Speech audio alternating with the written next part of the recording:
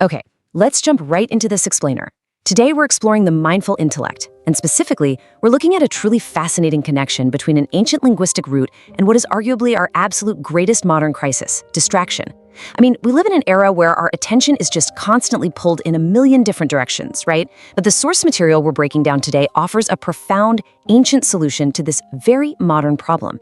And honestly, it completely changes how we're supposed to look at the whole concept of intellect. So to really set the stage here, I want you to picture something. Imagine you open your eyes and you find yourself completely lost in this dense, dark, mysterious forest.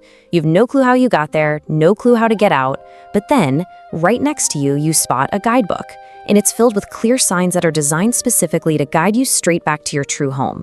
You'd logically follow them, wouldn't you? Well, the source points out a pretty tragic irony here.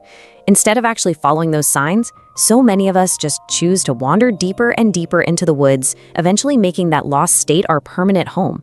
We completely forget where we came from and where we're going. And really, it's a perfect metaphor for how a lot of us are living our lives right now.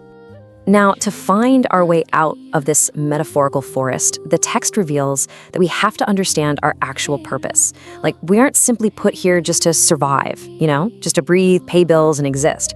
We are fundamentally here to learn. The core concept the text brings up is ghar o fikr, which translates to deep reflection and critical thinking. It's this active, intentional pursuit of understanding exactly who we are and where we're heading. That's the stuff that gives our existence its true meaning. Here is where things get really interesting. When talking about this journey of reflection, the Quran actually references Surah Baqarah, verse 164. It states that there are profound signs scattered all throughout the heavens, the earth, and literally everything in between. But there's a major catch. It explicitly says that these universal signs aren't just for anybody. They are specifically designated for a group called the Qawm Yaqilun, or the people of intellects. So why them? Why not just say these times are for everyone or for all believers? Well, to figure out the secret behind this very specific wording, we actually need to take a super quick detour into modern psychology. To really grasp what it means to be part of the people of intellect, we have to define a buzzword that gets tossed around constantly today: mindfulness. According to our source, mindfulness is simply the act of giving your complete, undivided attention to the present moment, without any judgment or bias whatsoever. In plain English, it's about being 100% locked into whatever is happening right here, right now. No mental clutter from the past, no stressing out about the future, just present. And look, this isn't just some new age, trendy fad. The concept of mindfulness actually has incredibly deep ancient roots, stretching back over 2,500 years in Buddhist traditions. But it was eventually bridged into modern science and popularized globally by Professor John Kabat-Zinn over at the University of Massachusetts. He basically took this ancient mental state and proved just how vital it is for focus, critical analysis, and creativity in our crazy modern world. Let's look at a real-world example to see the difference. Picture yourself holding a cup of tea. If you're like most people today, you're probably drinking what we can call mindless tea. You're scrolling on your phone, you're stressing about a meeting you have tomorrow, or maybe regretting something you said yesterday, all while hurriedly gulping down your drink. You aren't actually experiencing it.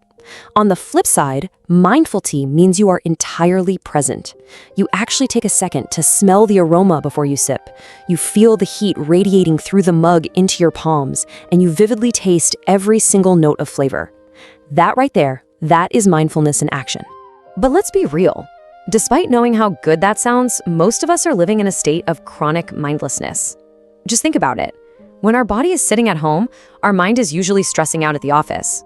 Then, when we actually get to the office, our mind is wishing it was literally anywhere else. We sit down to hang out with our friends, but our minds are totally lost inside the glowing rectangles of our phones. Even during supposedly sacred, quiet moments of prayer, our minds are wandering miles away. Basically, our physical reality and our mental reality are completely divorced from one another. This stark, somewhat depressing disconnect is perfectly captured in a poignant verse by the legendary poet Allama Iqbal. He wrote, "Your heart is familiar with worldly idols. What will you find in prayer?"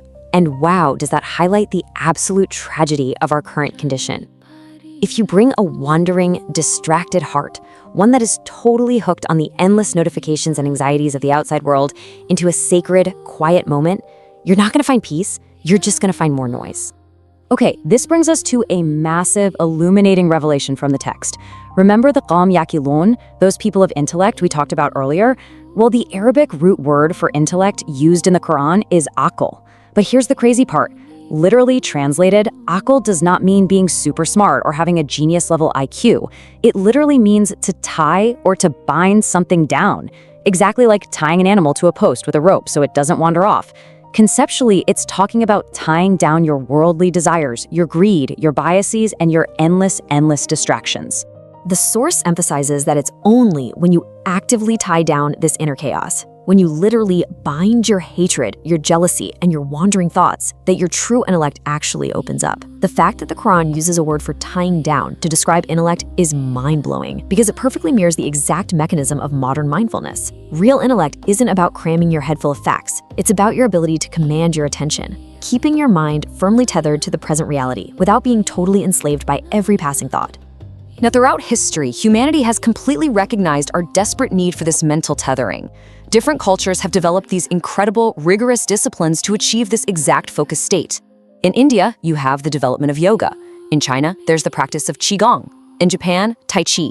And for Muslims, the source explains that the ultimate tool to achieve this profound mindfulness and actually join the ranks of the people of intellect is namaz, their daily prayer. But here is a crucial paradigm shift provided by the text. Namaz isn't meant to be just some passive, checking-the-box ritual. It is a literal mental battleground. Think about it. The second you stand up and try to focus, an absolute army of distractions launches an all-out attack on your mind. Crushing work stress, bitter past arguments, mounting anxieties about the future, boom, they all hit you.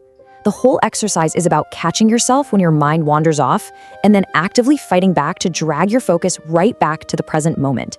It is incredibly tough, but when you win that battle, you achieve this indescribable state of pure mental clarity. And honestly, this is exactly why the Quran mentions the concept of prayer over 700 times. Over 700. It's not just repeating a command just to be difficult.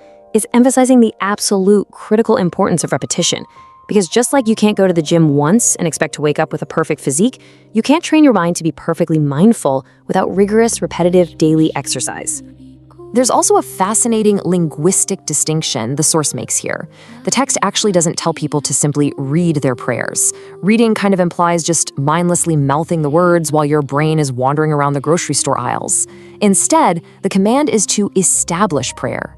Establishing it means treating it as a deliberate, vigorous mental workout, one that is executed with complete focus and zero mental disturbance. It's the active daily practice of aql, literally tying your mind down.